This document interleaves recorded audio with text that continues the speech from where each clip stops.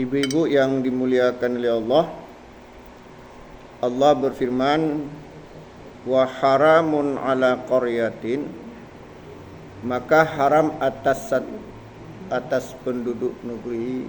Di sini maknanya tidak mungkin ya suatu negeri ahlaknaha yang telah kami binasakan, tidak mungkin terhadap suatu negeri yang telah kami binasakan, annahum la yarji'un, tidak akan diproses, tidak akan dikembalikan pada Allah. Artinya apa? Maknanya kebalikan mafhum mukhalafah, bahwa seluruh negeri-negeri yang Allah binasakan, apakah kaum Nabi Nuh, kaum Nabi Lut, kaum Nabi Syu'aib, kaum Nabi Hud dan sebagainya, ya, nanti semuanya akan disidang oleh Allah. Ya. Disebut yaumul hisab, dan diletakkan mizan, al-waznu yaumaidin haqq, timbangan pada hari kiamat itu benar adanya. Jadi terbagilah manusia. Ya, ada yang kalau besarnya itu ada yang ahlul jannah, ada yang ahlun nar. Itu pembagian besarnya. Jadi ada yang ahlul jannah, ada yang ahlun nar. Ada yang ahlun nar tapi kemudian menjadi ahlul jannah. Ada yang ahlun nar saja. Jadi berapa pembagian? Pertama ahlul jannah. Apa ahlul jannah? Di surga. Yang kedua ahlun nar. Nah, itu yang pertama. Yang kedua ahlun nar dulu, balik kemudian ahlul jannah. Yang ketiga ada ahlun nar saja, nggak ada. Jadi yang pertama ahlul jannah, yang kedua ahlun nar saja, yang ketiga ahlun nar kemudian menjadi ahlul jannah. Siapa mereka? Nah, itu perlu kita ketahui. Tapi secara umum itu terbagi dua, ahlun nar dan ahlul jannah. Kalau yang penghuni surga, kriterianya ya, dia nggak masuk neraka sama sekali. Pertama, dia bertauhid, tidak mensyirikatkan Allah sedikit pun. Nabi mengatakan, man mata min ummati la yusyriku bihi syai'a dakhala jannah. Barang siapa yang mati dari umatku, dia tidak mensyirikatkan Allah sedikit pun, dakhal jannah, ia pasti masuk surga. Jadi kriteria orang yang masuk menjadi ahlul jannah, yang pertama apa tadi cirinya? Tauhid. Artinya tidak mati dalam kesyirikan. Yang kedua cirinya, dia lebih banyak pahala dari dosa, lebih banyak amal kebaikan daripada amal keburukan. Apa dalilnya? Kan udah sering. Fa amma man saqulat mawazinuhu fa huwa fi 'ishatir radiyah. Wa amma man khaffat mawazinuhu fa ummuhu hawiyah. Adapun orang yang timbangan kebaikannya lebih berat, lebih berat kebaikannya, keburukannya ringan, fahuwa fi 'ishatir radiyah, dia akan memperoleh kehidupan yang bahagia, surga. Karena kalau masuk neraka walaupun sebentar enggak bahagia. Ya. Jadi kriteria ahlul jannah yang murni masuk surga tanpa masuk neraka, pertama bertauhid. Yang kedua, lebih banyak pahala daripada dosa, lebih banyak kebaikan daripada keburukannya. Bagaimana kalau orang yang tidak ada keburukan sama sekali?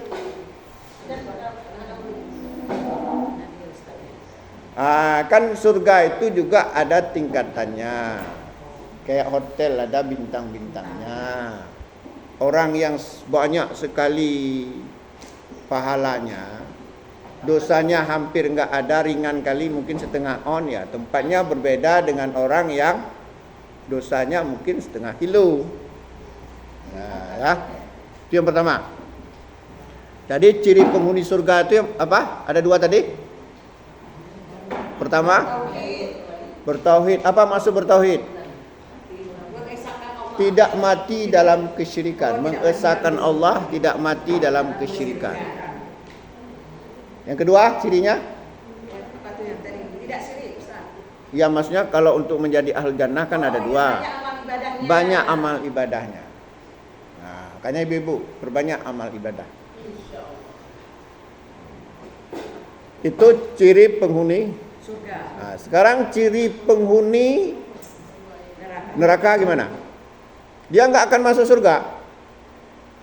Neraka tok-tok. Itu cirinya ada 3 juga. Oh, tadi ada 2 ya? Tadi 2. Sekarang penghuni neraka selama-lamanya itu ada 3. Yang pertama kafir. Kafir itu apa? Non-Islam. Innal ladzina kafaru min ahlil kitab wal musyrikina fi nari jahannam khalidina fiha. Yang pertama apa? Kafir. Apa itu kafir? Siapapun yang berada di luar Islam, yang tidak masuk Islam. Paham ya? Yang kedua, munafik. Munafik i'tiqadi, bukan munafik amali. Kau udah pernah kita jelaskan. Artinya orang yang pura-pura masuk Islam. Tujuannya ingin menghancurkan Islam dari dalam. Inilah firman Allah, innal munafiqina fi darkil asfali minan nar. Sesungguhnya orang-orang munafik itu tempatnya di kerak neraka yang paling bawah, itulah kerak neraka jahanam. Dia pura-pura Islam dia, padahal tujuannya masuk Islam. Bukan ya nifaq amali. Bukan tanda-tanda 3 tanda-tanda munafik yang disebutkan oleh Nabi, itu namanya nifaq amali, bukan ini yang dimaksud. Yang dimaksud di sini adalah nifaq i'tiqadi. Jadi penghuni neraka selama-lamanya itu ada pertama tadi apa? Kafir. Yang kedua? Munafik. Yang ketiga? Orang musyrik. Baik orang Islam sendiri maupun yang non-Islam. Dan non-Islam jelas tadi ya. Kalau non-Islam jelas tempatnya di neraka tadi. Selama-lamanya. Ini masalahnya ada orang Islam tapi dia musyrik. Itu juga sama statusnya seperti orang kafir. Dia kekal dalam neraka. Apa dalilnya? Di antaranya adalah surat Al-Maidah ayat 72. Nah, bunyinya adalah innahu may yusyrik billah faqad haramallahu alaihil jannah wa ma'wahun nar wa ma lidzalimina min ansar. Sesungguhnya barang siapa yang mati dalam keadaan menyekutukan Allah, maka Allah haramkan baginya surga. Tempatnya di neraka dan tidak ada seorang penolong pun bagi orang-orang yang zalim tersebut. Allah haramkan masuk surga kemana kita? Haram tinggal di Banda Aceh. Masih bisa kita Takengon. Haram tinggal Takengon. Medan aja pikir. Maunya Kuta Cane kek. Atau ke Bandung kek. Ya pokoknya kalau di dunia ini masih ada tempat beli tiket ya. Tempat beli tiket ya, tempat lari. Tapi kalau di akhirat, kalau Allah haramkan surga, ya nggak ada tempat lain kecuali neraka. Jadi penghuni neraka itu ada 3. Pertama tadi apa? Kafir. Yang kedua? Munafik. Yang ketiga? Musyrik. Nah, sekarang bagaimana dengan kategori ketiga? Dia singgah dulu di neraka. Tapi suatu saat naik ke surga. Siapa mereka? Enggak, kalau musyrik tadi kan jelas. Kalau musyrik kan jelas tadi. Allah haramkan surga, berarti selama-lamanya. Makanya innal ladzina kafaru min ahlil kitab wal musyrikina fi nari jahannam khalidina fiha. Sebenarnya orang-orang kafir di kalangan ahlul kitab dan orang-orang musyrik tempatnya di neraka jahanam kekal selama-lamanya. Orang kalau udah masuk neraka jahanam enggak keluar lagi. Kecuali neraka wel, neraka lumazah atau hawiyah. Neraka hawiyah itu kan neraka yang paling dalam juga, Ustaz. Neraka hawiyah itu kan neraka yang paling dalam juga. Kan neraka jahanam. Jahanam. Neraka jahanam itu khusus orang nggak keluar lagi itu. Kalau neraka hawiyah itu tadi orang yang lebih banyak jahatnya daripada baiknya. Ya, bentar dulu. Ya kita. Jadi tadi yang kategori ketiga apa saya bilang tadi? Dia masuk neraka dulu. Kemudian siapa mereka? Orang miskin yang berdosa. Ya itu terlalu umum ya. Yang langsung tembak 12 pas apa?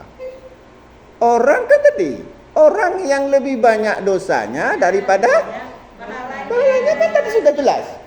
Wa amma man khaffat mawazinuhu fa ummuhu hawiyah. Adapun orang yang timbangan kebaikannya ringan lebih banyak dosanya fa ummuhu hawiyah, maka dia dilemparkan ke neraka hawiyah.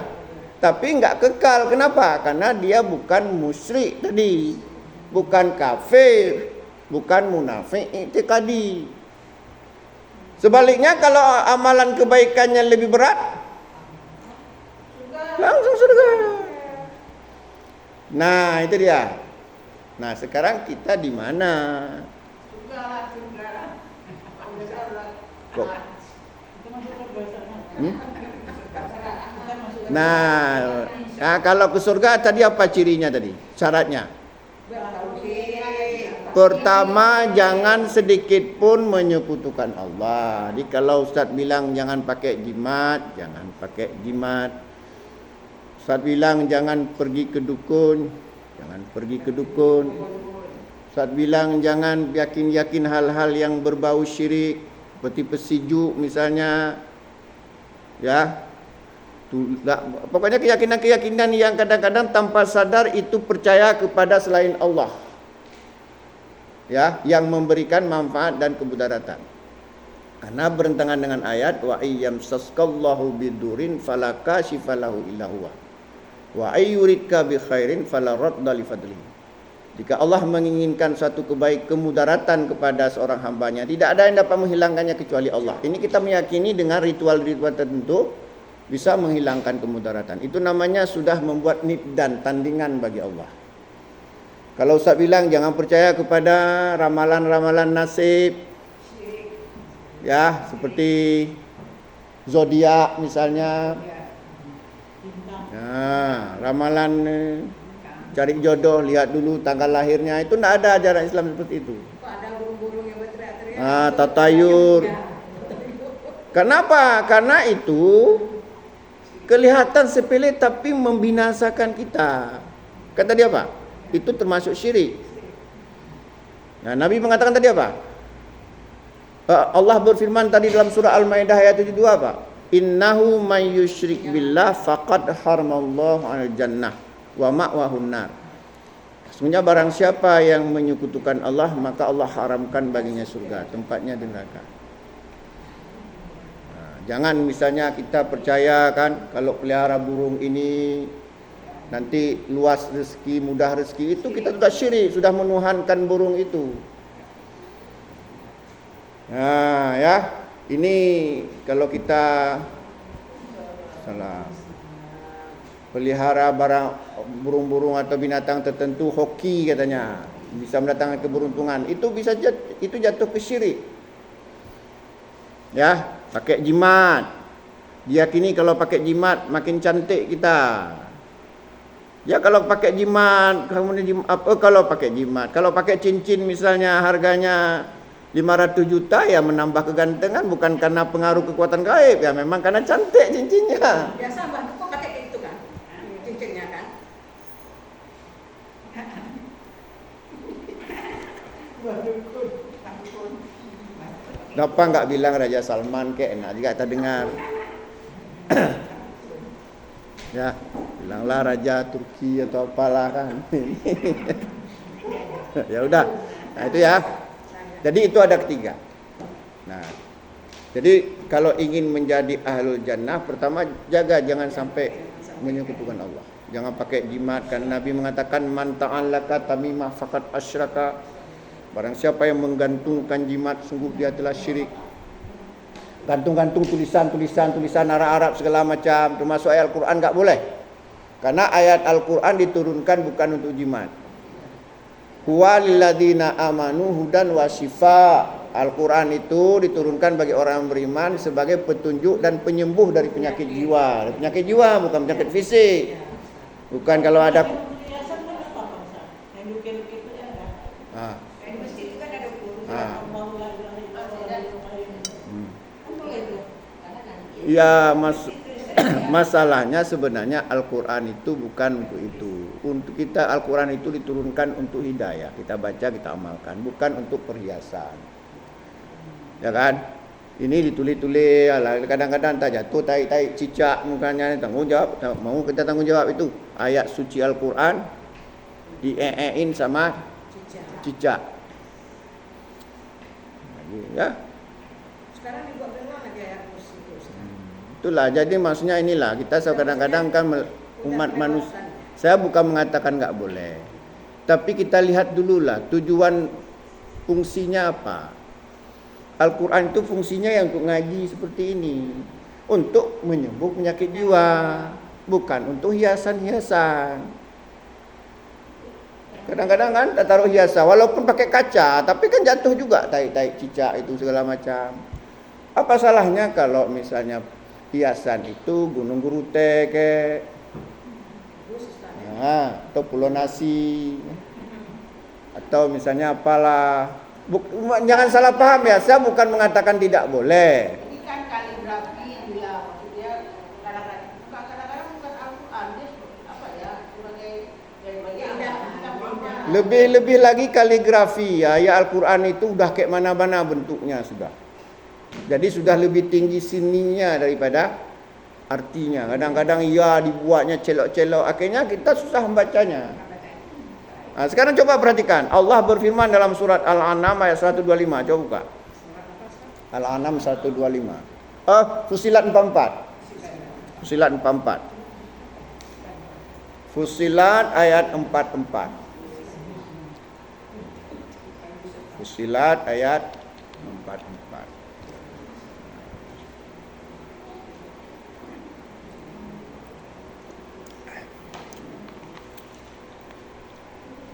Gimana bunyinya? Kenapa bapak saya suruh ibu-ibu untuk melihat Al-Quran? Kenapa saya suruh ibu-ibu lihat Al-Quran? Supaya saya ada kesempatan minum maksudnya. Enggak, saya bercanda aja. Biar ibu-ibu mendalam, langsung lihat ke sumber aslinya. Kan gitu. Nah, coba lihat bagaimana bunyinya. Janganlah artinya. Walil. Betul. Fusilat 44 lah. Fusilat 44 bagaimana? Artinya juga boleh. Artinya aja Ustaz ya. Dan sekiranya Al-Quran akan dijadikan sebagai bacaan dalam bahasa selain bahasa Arab, misalnya mereka mengatakan, mengapa tidak dijelaskan ayat-ayatnya? Apakah patut Al-Quran dalam bahasa lain bahasa Arab, sedangkan Rasul orang Arab katakanlah Al-Quran adalah petunjuk terpilih bagi orang-orang yang beriman. Nah, kan? Al-Quran adalah petunjuk, bukan perhiasan kan? Nah, apa juga ada ayat Al-Quran. Mau berdakwah sama ayat Al-Quran? Huwa itu kembali kepada Al-Quran. Huwa lilladzina amanu. Al-Quran itu bagi orang yang beriman, hudan, petunjuk. Kita baca, kita simak artinya, kita mendapat petunjuk. Misalnya petunjuk kita harus menyembah Allah semata. Petunjuk agar kita melaksanakan puasa. Wasifaan, penyembuh. Dari penyakit apa? Penyakit jiwa. Bukan kita kurapan, kita baca Al-Quran sembuh, enggak. Ini penyakit jiwa. Ini apa? Kita susah-susah, kita baca Al-Quran.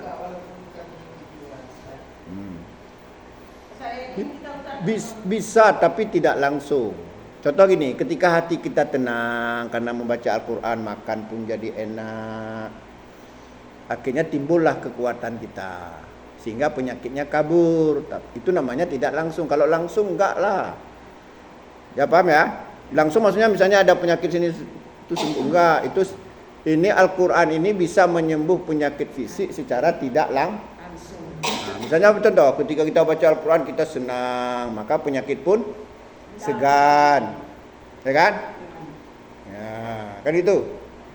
Sering baca Quran, jiwa kita tenang. Kalau jiwa tenang kan dulu ada waktu masa kita dulu olahraga, masa kita mensana and conference. Apa artinya? Dalam tubuh yang sehat terdapat jiwa yang sehat. Sekarang kita balik. Dalam jiwa yang sehat terdapat tubuh yang sehat. Ya. Makanya ada yang bilang, ini bukan saya yang bilang ya. Sumber segala tapi ini kiasan ya. Kiasan itu apa artinya? Itu makna apa ya? Makna kiasan, makna perbandingan majas. Katanya sumber segala penyakit itu dengki. Orang kalau dengki, makan malas, ya, mandi malas. Apalagi? Akhirnya terserang berbagai macam penyakit. Berarti itulah akar permasalahannya. Maka jika ingin sembuh, pertama sekali bunuhlah penyakit dengki dalam kita menderita. Dengki, terutama dengki. Ada orang beli mobil, apa pasal kita masuk rumah sakit? Itu karena dia teman beli mobil, makan dah nggak mau, tiap hari mikirin, dah tu cari-cari kesalahan orang, dari mana dia ambil uang itu? Pasti dia itu korupsi. Sudah memfitnah orang. Makanya sampai Nabi mengatakan la tahasadu, jangan kalian saling dengki. Wala taqata'u, jangan suka memutuskan tali silaturahim. Nah, ini juga sumber penyakit ini. Ya, sumber penyakit. Kenapa? Memutuskan tali silaturahim itu sumber penyakit. Dan kalau kena penyakit pendek umur atau panjang umur?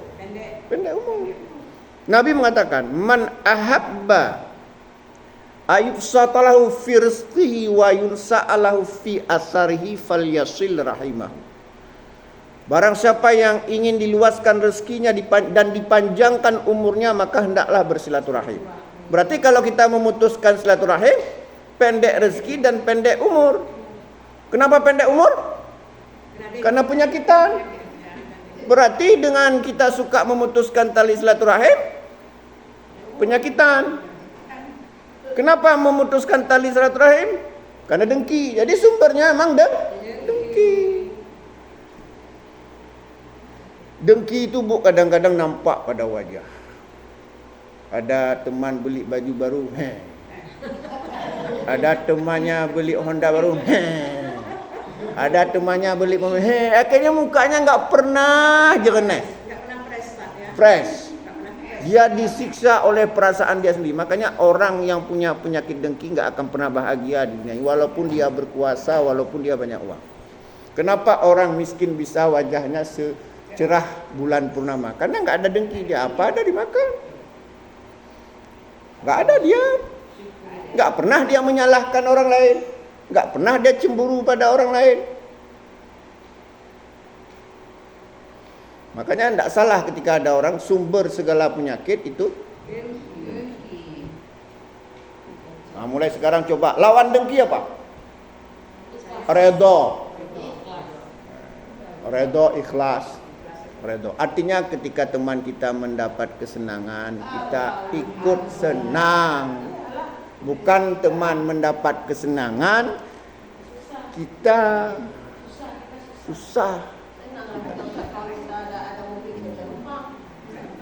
Kita di sini ada juga orang kadang-kadang nggak seperti itu, sinis. Ya, baru kemarin aja dapat posisi jabatan, sudah beli mobil baru, dasar baling tuh orang. Entah dari mana dia dapat bukti, asal ngomong aja udah. Kenapa? Karena dorongan dengki tadi itu. Kalau dia nggak ngomong, seperti nggak puas dia. Coba hilangkan dengki, kita awet muda. Kita kalau nggak ada dengki, orang redha itu selalu senyum dia. Bahkan dianiaya pun senyum. Sehingga Nabi pernah mengatakan dalam satu hadis yang sahih, "Fala takhun man khanaka." Jangan kamu berkhianat kepada orang yang mengkhianati kamu. Nah, bisa nggak? Itu orang betul-betul terjaga hatinya. Apa kata Nabi tadi? Jangan kamu berkhianat kepada orang yang mengkhianati kamu. Berat. Enaknya apa? Kita cekek orang yang mengkhianati kita. Kan enaknya seperti itu. Tapi Nabi malah mengatakan jangan kamu berkhianat kepada orang yang begitu. Enaknya apa? Dikhianati kita, kita khianati pula dia. Itu namanya satu-satu. Ya kan? Tapi Nabi bukan seperti itu. Allah juga berfirman, "Innal hasanati yudhibna as-sayyi'ah." Sesungguhnya kebaikan-kebaikan itu bisa menghilangkan keburukan-keburukan. Coba Ibu tes. Ada orang dengki sama kita, benci sama kita, apalagi dendam sama kita. Begitu dia dengki sama kita, kasih rambutan. Begitu benci dia sama kita, kasih langsa. Begitu dia dengki lagi sama kita, kasih duren. Lama-lama dia mikir, ini orang gila apa ini? Itu namanya dakwah Bilal. Akhirnya berpikir, kenapa kok saya terus membenci padahal dia baik sama saya. Lama-lama dia berubah sendiri. Itu dakwah Bilal jauh lebih baik daripada dakwah dengan kata-kata. Ya. Makanya balaslah keburukan dengan kebaikan. Contoh sederhana. Ketika ada orang cemberut lihat kita, balas dengan senyuman. Apa yang terjadi? Pasti tersipu dia. Dia cemberut sama kita. Ya, tapi kita senyum sama dia. Dia malu hati. Tapi coba misalnya dia cemberut, kita balas cemberut, apa yang terjadi?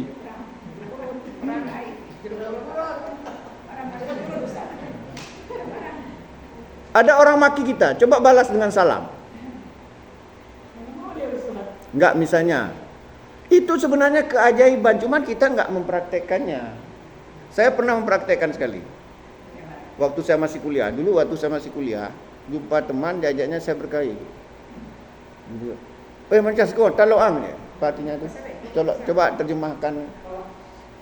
Apa macam taloang ni? Itu taloang itu artinya ngajak berkelahi. Nah, berani ni.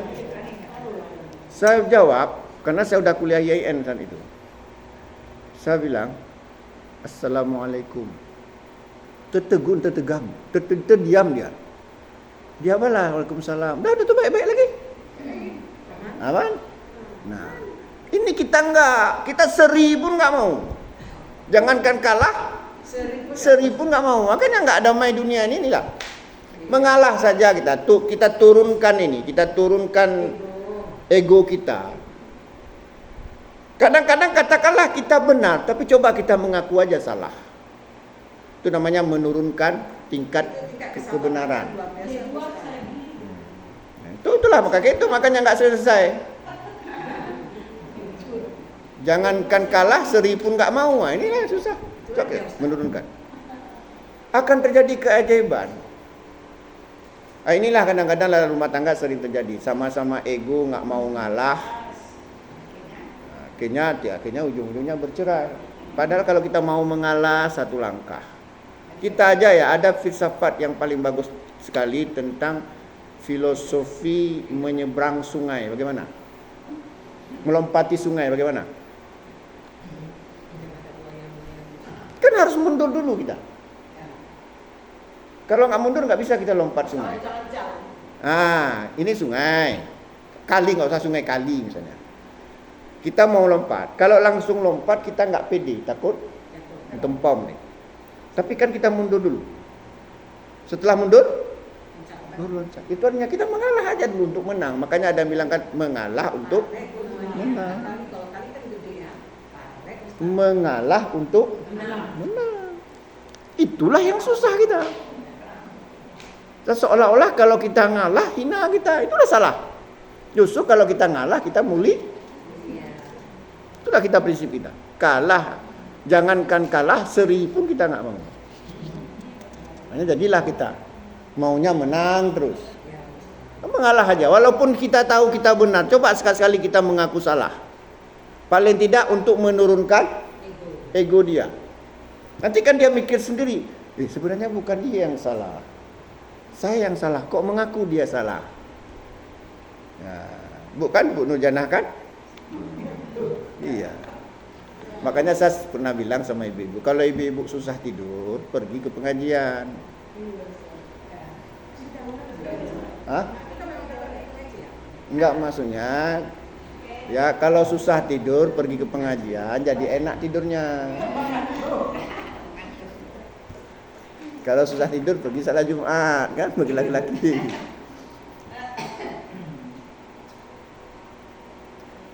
Ya, kita lanjutkan ya. Pokoknya seperti itulah ya.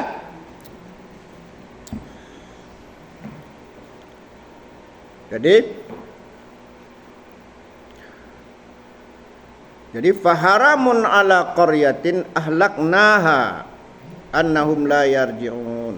Maka mustahil bagi sebuah negeri yang kami binasakan bahwa mereka berkeyakinan tidak akan dikembalikan kepada Allah. Mustahil. Itu maksudnya apa? Mereka pasti akan dikembalikan kepada Allah, akan disidang pada yaumul hisab, akan diletakkan mizan, timbangan amal kebaikan dan amal keburukan. Al-waznu yauma idzin haq. Al-waznu yauma idzin haq. Faman saqulat mawazinuhu faulaika humul muflihun. Ya, wa man khaffat mawazinuhu faulaika alladziina khasiruna anfusahum. Sekarang kita lanjutkan.